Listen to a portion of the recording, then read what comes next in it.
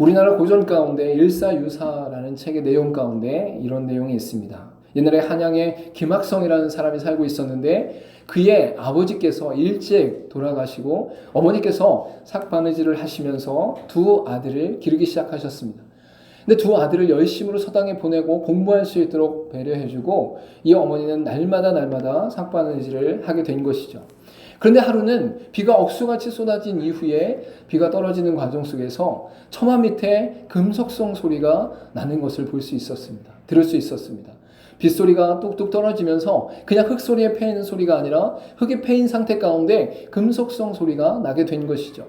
그래서 이 어머니가 그것이 무슨 소리인가 하여 유심히 그 처마 밑을 보았더니 그 처마 밑을 아주 보이지 않는 곳에 바로 솥뚜껑이 숨겨져 있는 것을 발견하게 되었습니다.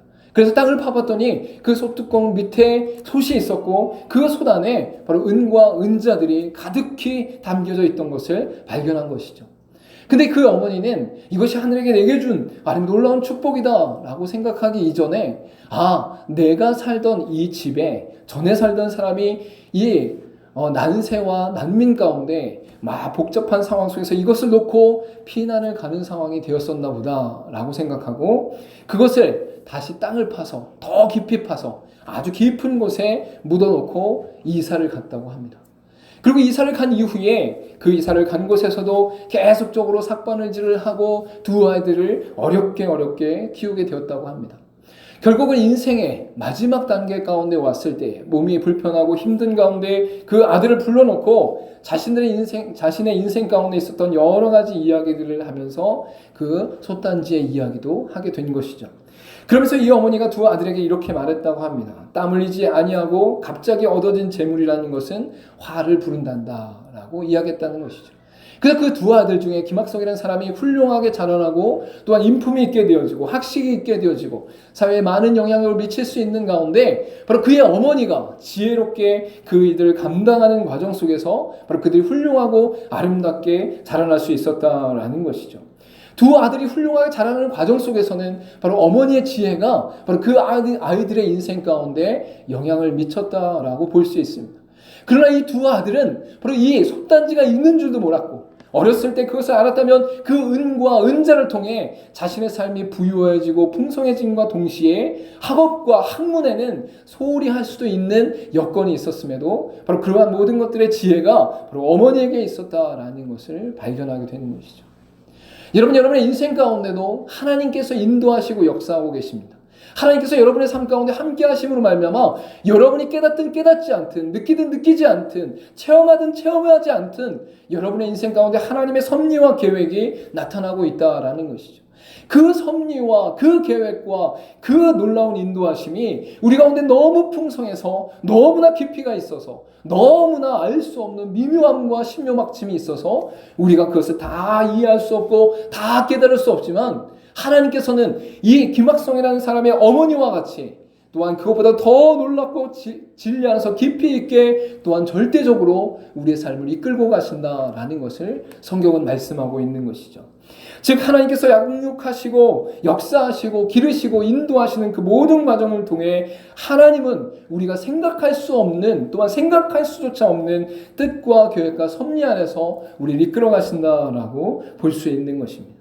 그래서 저와 여러분이 이 땅을 살아가면서 하나님이 인도하신다라는 그 고백 안에서 하나님을 신뢰하면 내 뜻과 내 생각과 내 마음과 맞지 않는다 할지라도 그 가운데서도 하나님을 신뢰할 수 있는 은혜의 능력이 나타나는 것이 우리의 신앙의 성장과 성숙이다라고 말할 수 있는 것이죠. 저 여러분이 이 땅을 살아가면서 하나님이 내게 원하는 것과 내게 바라는 것과 내가 정말 채우고자 하는 것들만 이루고 계신다면 우리는 열대 기류 가운데 있는 나무들처럼 나이테가 없는 나무처럼 견고하지 않는 나무처럼 이 땅 가운데 살아가게 될 것이다 라고 말할 수밖에 없는 것이죠. 그래서 여러분, 저와 여러분이 이 땅을 살아가면서 하나님이 막으실 때에 그 막으시는 것에 대해서도 깊이 하나님의 뜻을 구할 수 있기를 간절히 소망합니다. 물론 하나님께서 허락하시는 많은 유익과 즐거움과 내게 기쁨이 되는 것들도 하나님의 뜻과 하나님의 섭리 안에서 그것을 어떻게 내가 받아들이고 이해할 것인가를 깊이 생각해야 되지만 내가 어렵고 고통당하고 아파하고 힘들 때에도 하나님께서 이러한 일들 가운데 나를 부르시고 인도하시고 역사하시는 과정 속에 무엇을 원하시는가, 하나님의 뜻은 무엇인가를 깊이 상고할 수 있는 저와 여러분 되기를 간절히 소망합니다. 간절히 소망합니다. 특별히 성경 가운데는 하나님께서 길을 막으실 때에, 우리가 원하는 대로 그 일을 행하시지 않으실 때는 크게 두 가지로 그 영역을 볼 수 있습니다. 하나는 무엇이냐면 바로 하나님께서 더 크고 좋은 것으로, 또 하나님의 깊은 계획과 섭리 안에서 그것보다 더 아름다운 것으로 우리의 삶을 이끄시기 위해 우리의 길을 막으신다라고 볼 수 있어요.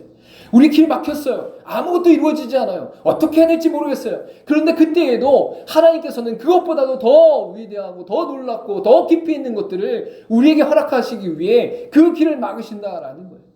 여러분, 성경에 보면 그러한 일들이 굉장히 많이 있는데 대표적으로 초대교회 가운데 이러한 일이 나타나는 것을 볼 수 있어요. 사도행전 2장 가운데 성령의 역사가 일어나고 성령의 충만한 가운데 거하는 사람들 가운데 그들이 탄탄대로를 달렸던 것이 아니에요. 그들이 풍부한 삶을 살았다는 것이 아니에요. 그들이 많은 사람의 인정을 받으며 사역을 감당하고 예수를 믿었던 것이 아니에요. 핍박을 받았어요. 고난을 당했어요. 감옥에 갇혔어요. 돌에 맞아 죽었어요. 피를 흘리며 하나님의 말씀을 증거했고 성령의 인도하심을 따라 살았어요.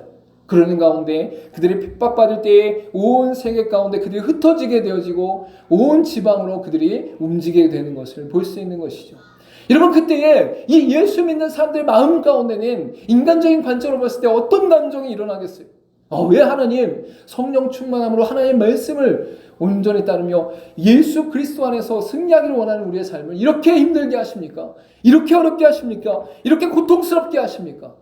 여러분, 그때에 이 이스라엘 백성들을 통해 추후에 나타나는 것이 무엇입니까? 대표적으로 사도 바울을 비롯한 수많은 하나님의 백성들이, 또한 그리스도의 제자들이 온 세계 가운데 주의 말씀을 증거하며 디아스포라의 역사가 일어나는 동시에 그곳에 하나님 말씀이 선포되어지니까 1세기 만에, 2세기 만에 온 세계 안에 복음이 증거되어지는 놀라운 역사가 일어나는 것을 볼 수 있는 것이죠. 하나님께서는 그 핍박과 고난이 그 당하는 자들에게 어려움으로 다가오지만 이 말씀이 온 세계에 선포되는데 유익하기에, 생명을 얻는 데 유익하기에, 영생을 얻는 데 유익하기에, 예수 그리스도를 만남으로 말미암아 하나님을 만나는 데 유익하기에 바로 그들의 고통과 고난 속에서도 주의 말씀이 선포되게 하시는 놀라운 역사가 일어났다라는 것이죠.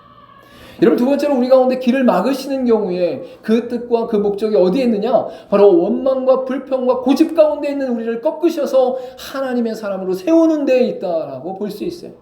특별히 이스라엘 백성들이 하나님 앞에서 광야 가운데 그 길을 걸어가는 여정 속에 끊임없이 이 애굽 땅에 있었던 노예 근성과 거짓 근성 가운데 바로 하나님을 원망하고 불평하는 일들이 수없이 일어나는 것을 볼 수 있는 것이죠.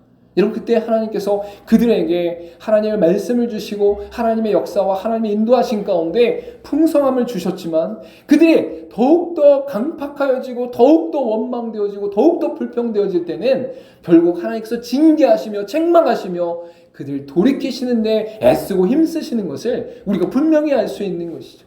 그들을 치시더라도, 그들이 고난당하더라도, 그들이 광야 가운데 있다 할지라도 그들이 온전히 예수 그리스도 안에서, 아니 하나님의 은혜 안에서 그들이 하나님의 백성으로 견고히 설 수 있도록 하나님께서 길을 막으셨다라고 볼 수 있는 것이. 여러분, 대표적으로 하나님이 12명의 정탐꾼을 보낸 이후에 10명이 부정하고 부패하고 아니면 불만을 갖고 원망한 상태 가운데 하나님의 말씀을 거부하는 그들이 결국은 하나님 앞에서 심판받게 되어지고 38년이라는 시간 동안 가데스 바냐에서 머무르게 되어지는 그러한 상태에 있는 것을 볼 수 있는 것입니다. 여러분, 그리고 그 뒤에 어떤 역사가 일어났어요? 여호수아를 통해서 요단강을 건너갈 때에 그 누구도, 그 어떠한 사람도 하나님 앞에 원망하나 불평하지 않고 발을 내디딤으로 요단강이 갈라지는 역사가 일어나는 것을 볼 수 있는 것이죠. 여러분, 40년 전에 홍해를 건널 때의 이스라엘 백성들과 완전히 다른 그들의 모습 가운데 그들이 성장되어지고 성숙되어진 사실을 우리가 발견할 수 있는 것입니다. 여러분, 신약 가운데 보면 사도 바울과 베드로가 예수 그리스도가 십자가에 달려 죽으시는 사건을 접할 때에, 또한 그 이야기를 들었을 때에 절대 그럴 수 없습니다라고 얘기하는 그의 신앙과 삶을 볼 수가 있는 거예요. 하지만 하나님께서는 예수 그리스도를 통해서 이루실 그 놀라운 일 속에 예수 그리스도의 말씀을 통해 내가 하나님의 일을 막는도다라고 말씀하시는 가운데 바로 그 길을 막는 것을 볼 수 있는 것이죠. 십자가의 길이 고통과 고난 가운데 죽음을 맞이할 수밖에 없는 길이었지만 그것을 통해 하나님의 영원한 언약과 하나님의 말씀이 성취되는 놀라운 역사가 일어나므로 수많은 영혼들에게 구원의 역사를 이루실 것을 선포하시는 그 놀라운 인도가심이 나타나고 있더라라는 것입니다. 여러분, 이러한 가운데 이스라엘 백성들이 오늘 본문의 말씀을 통해 두 번째 하나님 막으시는 사건 속에 있는 것을 볼 수 있어요. 그것은 무엇이냐? 바로 하나님이 없는 가운데 하나님이 아닌 다른 것으로 자신의 삶을 채우고 자신의 신앙을 채우고 자신의 즐거움을 채우는 일이 바로 이스라엘 백성들 가운데 있었다라는 것이죠. 모세가 시내산에 도착해서 하나님의 말씀을 받기 위해 십계명을 받기 위해 시내산에 올라갔어요. 그리고 그 시내산에 올라가서 하나님의 말씀과 계명과 규례들을 받는 사이에 그 밑에 있었던 이스라엘 백성들은 자신들이 의지할 수 있는 자신들을 인도할 수 있는 신을 아론에게 계속적으로 요구하는 것을 볼 수 있는 것이죠. 여러분, 그래서 오늘 읽지 않았지만 출애굽기 32장 1절에 이렇게 말씀하고 있어요. 백성이 모세가 산에서 내려오니 더딤을 보고 모여 백성이 아론에게 이르러 말하되 일어나라 우리를 위하여 우리를 인도할 신을 만들라. 이 모세 곧 우리를 애굽 땅에서 인도해낸 사람은 어찌 되었는지 알지 못함이니라 라고 말씀하고 있어요. 여러분, 이스라엘 백성들이 지금 모세가 광야 가운데 200만을 이끌고 홍해의 역사와 10가지 재앙과 수많은 이적과 기적이 일으키고 그 가운데 하나님 말씀 안에서 그들을 이끌었음에도 불구하고 지금 이스라엘 백성들이 잠시 잠깐 모세가 없는 사이에 모세를 부인하고 모세를 통해 말씀하셨던 하나님을 부인하고 바로 그들 가운데 자신들을 인도한 신을 만들어 달라고 바로 아우성치는 모습이 나타나는 것을 볼 수 있는 것이죠. 그리고 거기서 멈춘 것이 아니라 바로 그들이 그 신상 가운데 그 우상 가운데 바로 뛰어놀며 즐거워하며 기뻐하는 역사가 일들이 그들 가운데 일어나는 것을 볼 수 있습니다. 출애굽기 32장 6절 가운데 이튿날에 그들이 일찍 일어나 번제를 드리며 화목제를 드리고 백성이 앉아서 먹고 마시며 일어나서 뛰놀더라 라고 말씀하고 있어요. 여기서 번제와 화목제를 드리는 대상은 여호와 하나님이 아니라 바로 소의 우상 가운데 바로 그러한 일을 하고 있었더라라는 거예요. 하나님을 믿고 하나님을 따르는 백성들이 모세가 없는 사이에 우상을 금으로 만들어서 그 금 우상 앞에 그 소의 우상 앞에 자신들의 즐거움과 기쁨과 제사를 드리는 모습이 나타나고 있는 것이죠. 출애굽기 32장 18절에도 모세가 이르되 이는 승전가도 아니요 패하여 부르짖는 소리도 아니라 내가 듣기에는 노래하는 소리로다 하고 라고 말씀하고 있는 것을 볼 수 있어요. 여러분, 시내산에서 여호수아와 함께 그곳에 내려오던 모세의 귓가에 이스라엘 백성들의 소리가 들렸다라는 거예요. 근데 그 이스라엘 백성들의 소리가 승전가도 아니었고 패해서 울부짖는 소리도 아니었고 즐거워하고 기뻐하며 노래 부르는 소리였다라는 것이죠. 누구를 대상으로? 바로 우상을 숭배하는 소의 우상, 금송아지 앞에서 바로 자신의 모든 것을 내어드리며 기뻐하고 즐거워하고 뛰노는 그 인생들이 바로 이스라엘 백성들이었다라는 것이죠.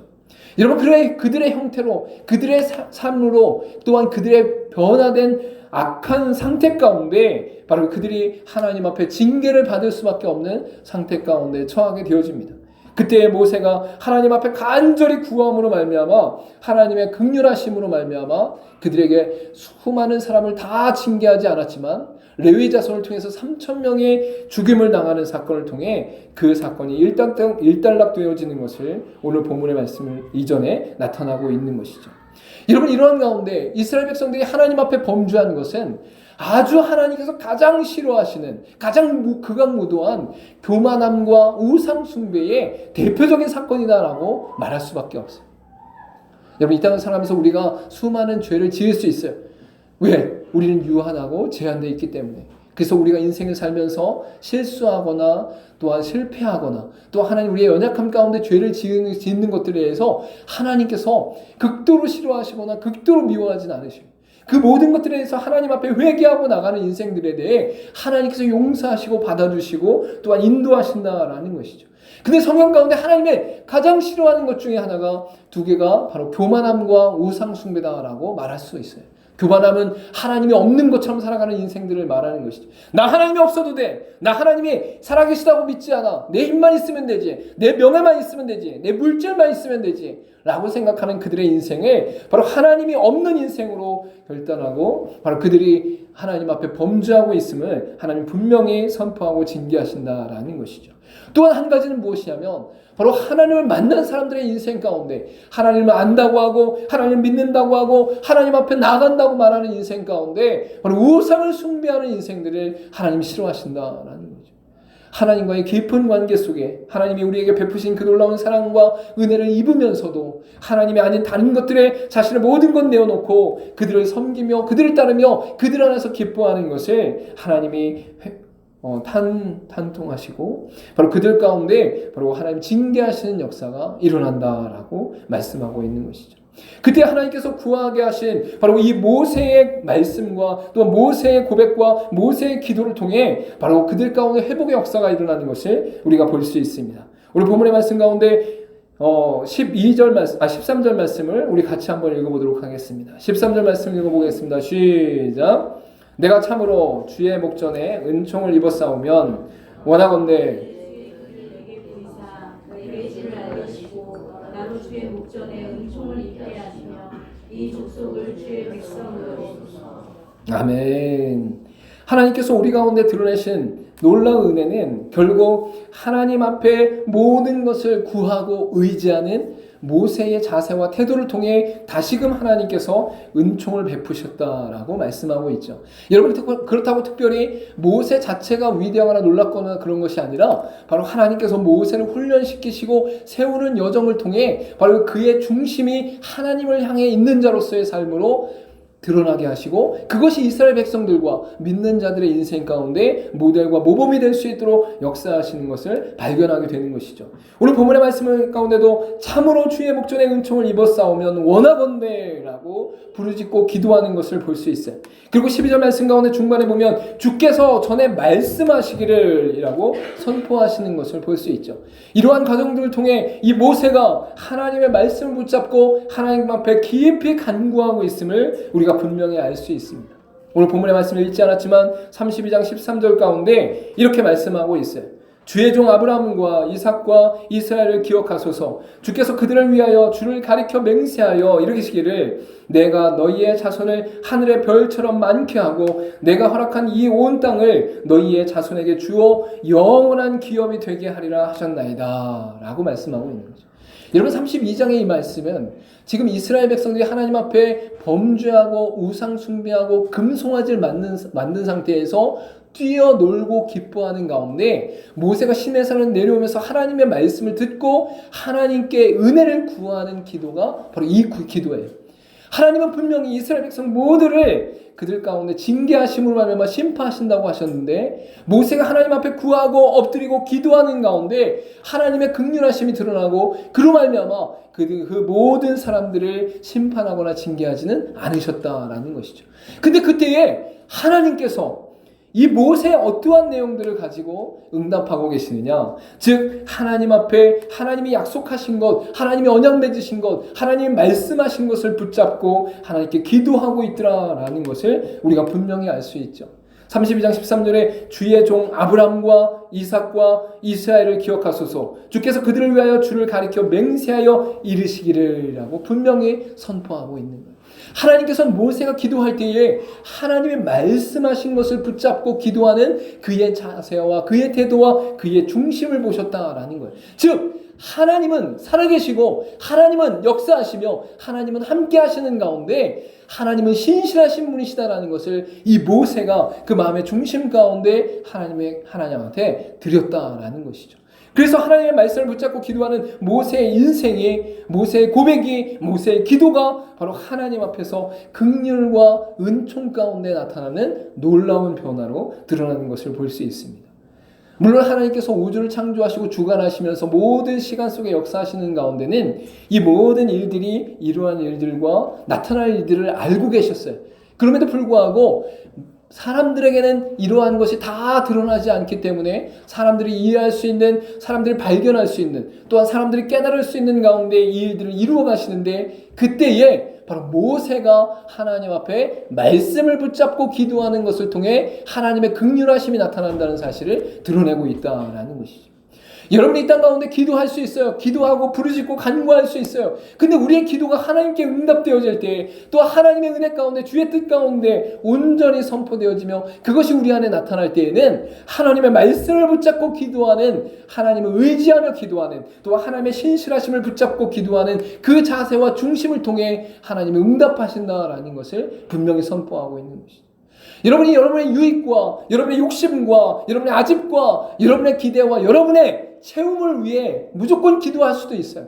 그러나 하나님께서도 그러한 모든 것들에 응답하시는 경우들이 있죠. 왜? 하나님은 부르짖으라, 기도해라, 간구해라, 두드리라 라고 말씀하시고 그것에 응답하시기로 하셨으니까. 근데 그때에 우리에게 어느 한편은 하나님께 기도함으로 응답받지만 다른 한편으로는 하나님의 뜻과 하나님의 섭리와 하나님의 기뻐하심을 구하지 않았기 때문에 그 일들로 인해 오히려 하나님 앞에서 다른 훈련을 받게 되어지는 일들도 나타날 수 있다라는 것이죠. 그래서 이 모세가 하나님 앞에서 훈련받고 연단되어지고 세워짐과 동시에 그 안에서 하나님께 기도하는 모든 과정들이 바로 하나님께 응답되어짐으로 말미암아서 하나님께서 그들을 향해 하나님의 뜻을 돌이키시고 은총을 베푸시는 일이 나타나는 것을 볼 수 있습니다.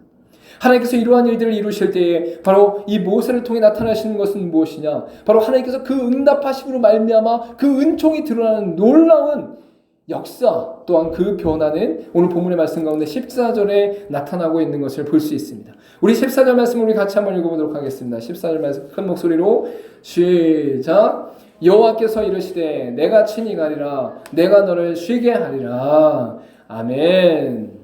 우리 같이 한번 다시 고백해 보겠습니다. 내가 친히 가리라, 내가 너를 쉬게 하리라. 모세가 이스라엘 백성들을 이끌 때 200만이 넘는 사람들을 광야 가운데 이끌고 있었어요. 여러분 200만이라는 숫자를 우리가 상상할 수 없는 것이죠. 우리 20명, 200명도 이끌고 가기 힘든 상황 속에서 200만이라는 그 수많은 사람들을 평탄하거나 행복하거나 즐거운 가운데 이끈 것이 아니라 고통과 고난과 아픔과 광야의 그 모든 어려움을 다 안고 이스라엘 백성들을 이끌어가고 있는 것을 볼 수 있는 거예요. 여러분 이 모세가 그 피로감과 그 어려움이 얼마나 컸을지 우리가 상상할 수 없는 것이죠. 그러나 이 모세는 하나님을 의지하고 하나님을 바라보고 하나님이 주시는 힘과 능력으로 이 일을 감당하고 있음을 우리가 분명히 알 수 있습니다. 근데 이번에 사건을 통해서 하나님께서 이스라엘 백성들을 향해 또한 모세를 향해 말씀하시는 것은 무엇이냐? 그 은총의 변화와 능력의 역사와 또한 이스라엘 백성을 향한 하나님의 섭리와 계획 가운데 바로 그들을 향해 내가 친히 가리라, 내가 너를 쉬게 하리라 라고 말씀하고 있는 것이죠. 여러분 여기서 친히 가리라 라는 표현은 바로 본문의 말씀을 통해 히브리어 가운데 나타난 그 원래의 의미로 보면 내 얼굴을 보이리라 라고 말씀하시는 것과 동일한 겁니다. 여러분 하나님께서 그의 얼굴을 보이신다라는 것은 은유적 표현이지만 자신의 모든 것을 나타내실 것이다 라고 말씀하고 있는 거예요. 하나님께서 이스라엘 백성들을 향해 내 모든 것을 나타내며 너희와 함께 할 것이다, 너희와 동행할 것이다, 너희를 인도할 것이다 라고 선포하시는 하나님의 놀라운 은혜가 나타나고 있다라는 것이죠. 여러분 그래서 예수 믿는 사람들은 예수 그리스도를 주로 고백한 이후에 회개의 역사가 일어나요. 왜? 하나님을 믿지 않았던 우리의 삶과 신앙과 일상들이 하나님의 말씀 안에서 하나님 앞에서 부딪히니까 우리의 모든 죄악이 하나님 앞에 드러날 수밖에 없는 거예요. 그건 어떻게 보면 아주 깨끗한 거울 앞에서 아주 선명한 빛이 비춰질 때 우리의 더러운 것들이 다 나타나는 것과 같은 그러한 상태가 일어나는 것이죠. 그래서 회개의 역사가 일어나고 나서 그 회개 역사 이후에 하나님의 말씀을 붙잡고 하나님께 기도하며 하나님의 신실하심을 의지하는 자들 앞에서 하나님께서 이러한 역사를 나타내신다라는 것이죠. 여러분 그래서 믿는 자들의 역사 가운데, 믿는 자들의 삶 가운데 온전히 하나님을 의지하는 그 믿음의 신앙 안에서는 내가 너와 함께 할 것이다, 내가 내 얼굴을 네게 드러낼 것이다, 내가 너와 함께 같이 갈 것이다, 친히 갈 것이다, 내가 너를 쉬게 할 것이다 라는 역사가 일어나는 것을 분명히 알 수 있는 것이죠. 이러면서 구약의 모든 이 언약의 역사가 결국 예수 그리스도를 통해서 일어났을 때 어떻게 했어요? 예수 그리스도를 통해서 이러한 말씀이 드러나게 되는 거예요. 목마른 자들은 다 내게로 오라. 내가 너희를 쉬게 하리라 라고 선포하시는 하나님의 은혜가 나타나는 것을 볼 수 있어요.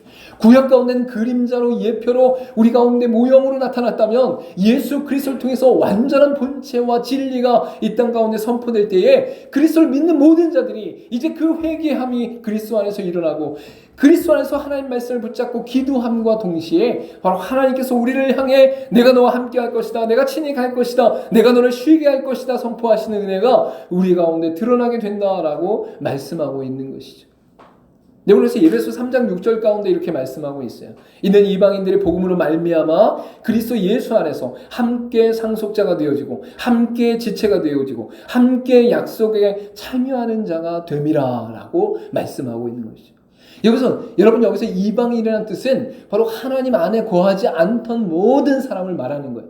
하나님 이스라엘 백성들 가운데 아브라함과 이삭과 야곱을 통해 그 모든 자손들에게 하나님을 드러내셨지만 바로 구약의 그 그림자와 예표가 완성되어진 예수 그리스도를 통해서는 이스라엘 백성들이 아닐지라도 돌 감람나무라 할지라도 온 세계와 열방 가운데 주 예수 그리스도를 증거하면서 그들 가운데 구원의 역사를 이루시고 복음으로 말미암아 그들의 삶이 변화됨으로 나타나는 것이 바로 그리스도 안에서 함께 상속자, 즉 우리에게 기업을 주신다라는 것이죠. 그 기업은 바로 우리가 죽음을 맞이했을 때 예수 그리스도 안에서 영원한 생명, 하나님 나라를 기업으로 우리에게 허락하신다라는 것을 분명히 말씀하고 있죠. 그리고 함께 지체가 되어진다. 예수 그리스도 안에 연결되어져서 참 포도나무 대신 예수 그리스도 안에서 공급받는 인생이 되어진다라는 거예요.